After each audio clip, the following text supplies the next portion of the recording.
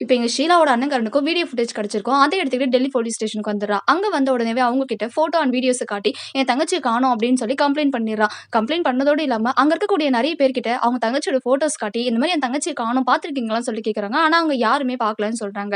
இங்க ஷீலாவும் ஒவ்வொருத்தர்கிட்டயும் தன்னோட வாழ்க்கைய தியாகம் பண்ணி, தன்னோட குழந்தைக்காக வாழ்ந்துகிட்டு இருக்கா. அப்ப அதுல ஒருத்தன் ஷீலா கிட்ட வரும்போது, எனக்கு உன் கூட ஒரே ஒரு ஃபோட்டோ எடுத்துக்கணும்னு சொல்லிட்டு ஃபோட்டோஸ் அண்ட் வீடியோஸ் எடுக்குறான். இதனால ஷீலாவும் எதுக்காக எடுக்குறீங்கன்னு சொல்லி கேட்கும்போது, இதெல்லாம் கண்டிப்பா நீ பண்ண அப்படின்னா, நான் உனக்கு எக்ஸ்ட்ரா பேமெண்ட் பண்றேன்னு சொல்றான். அத கேட்ட உடனேவே எக்ஸ்ட்ரா பேமெண்ட் வந்தா கண்டிப்பா குழந்தை கூட எக்ஸ்ட்ரா டைம் ஸ்பெண்ட் பண்ண முடியும் அப்படின்றதுக்காக அவளுமே சரி ஓகேன்னு சொல்லி எடுத்துக்கிறா. ஸோ இப்ப அந்த பையனுமே நெக்ஸ்ட் டீ கடையில உட்காந்து ஒரு பையன்கிட்ட பேசிக்கிட்டு இருக்கும்போது, அத கேட்கிற இந்த அண்ணங்கார பையனுக்கு பயங்கரமா கோவம் வருது. ஒரு பொண்ணுகிட்ட நீங்க எப்படி இப்படிலாம் தப்பா நடந்துக்கிறீங்கன்னு சொல்லிட்டு அவனுங்களுக்கு அங்கேயே சண்டை வருது. அதனால அந்த டீ கடைக்காரன் நீங்க எதுவும் கவலைப்படாதீங்க நீங்க உட்காருங்கன்னு சொல்லிட்டு அவங்கள அங்கிருந்து துரத்தி விட்டுறாரு.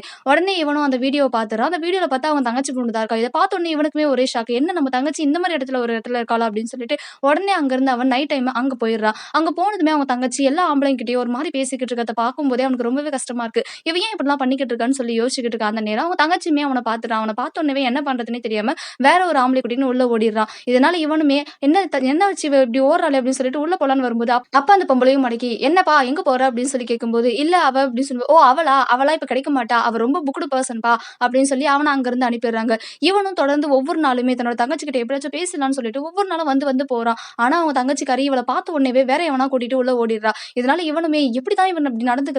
என் தங்கச்சியா இவ அப்படின்ற மாரி ரொம்பவே கோவப்படுறான். ஒரு கட்டத்துக்கு மேலயே அந்த பொம்பள இவன் சும்மா சும்மா இப்படி வந்துகிட்டு இருக்கானேன்னு சொல்லிட்டு ஷீலா கிட்ட இவன ஃபர்ஸ்ட் இது பாரு அப்படின்னு சொல்லி அங்க இருந்து அவ கூட அனுப்பி விட்டுறா. அங்க போன உடனே அந்த பொண்ணு தன்னோட அண்ணன் கிட்ட சாரி அண்ணா என்ன மன்னிச்சிருங்கன்னு சொல்லும்பொழுது, நீ என்ன வேலை பண்ணிக்கிட்டு இருக்கன்னு சொல்லி அவன் தங்கச்சிய போட்டு அடிக்கவுமே, அண்ணா நீங்க என்ன அடிச்சாலும் சரி, கொன்னாலும் சரி, கொன்னுடுங்கண்ணா என்னால முடியலண்ணா இந்த வாழ்க்கை அப்படின்னு சொல்லி சொல்லிட்டு இருக்கா. என்ன நடக்குது? எங்க எப்ப ஆயிஷ் அப்படின்னு சொல்லி அவன் குழந்தைய பத்தி கேட்கும்போது, அவன் என் கூட தான் இருக்கான். அவன் நல்லபடியா இருக்கான் அப்படின்னு சொல்லி நடந்த மொத்த விஷயத்தையுமே அவங்க அண்ணன் கிட்ட சொல்றான். இத கேட்கும்போதே, "சாரி நான் உன்ன தப்பா நெனச்சுட்டேன். கண்டிப்பா இவங்கள என்ன நடக்கும்னே தெரியாது. இவங்களுக்கு கண்டிப்பா நான் ஒரு பாடம் புகட்டுறேன்னு" சொல்லும்பொழுது, "இங்கருந்து நீங்க இவங்களுக்கு என்ன பண்ணாலும் கண்டிப்பா முடியாதுண்ணா. இங்க போலீஸ்காரங்களே வராங்க. அதனால தயவு செஞ்சு நீங்க எதுவும் பண்ணிக்காதீங்கன்னு" சொல்லும்போது, அப்ப அந்த பொம்பள, "இங்க பாரு வெளில வா போதும் நேரம் முடிஞ்சிருச்சுன்னு" சொல்லும்போது, இவங்களுமே சரி ஓகே நம்ம அண்ணன் தங்கச்சின்றது தெரியக்கூடாது அப்படின்றதுக்காக வெளில வந்துடுறாங்க. அப்ப அந்த பொண்ணு சீக்கிரமா போய் இந்த போலீஸ்காரர் கவனின்னு சொல்லி அந்த பொம்பளைய அந்த பொண்ணு கூட அனுப்பி வச்சுர்றாங்க. அப்ப அந்த அண்ணங்கார பையன், "என் தங்கச்சி இவ்ளோ நாள் கஷ்டப்பட்டுட்டா. இதுக்கப்புறம் கஷ்டப்பட விட மாட்டேன்னு" சொல்லி அங்கருந்து அவன் போயிடுறான்.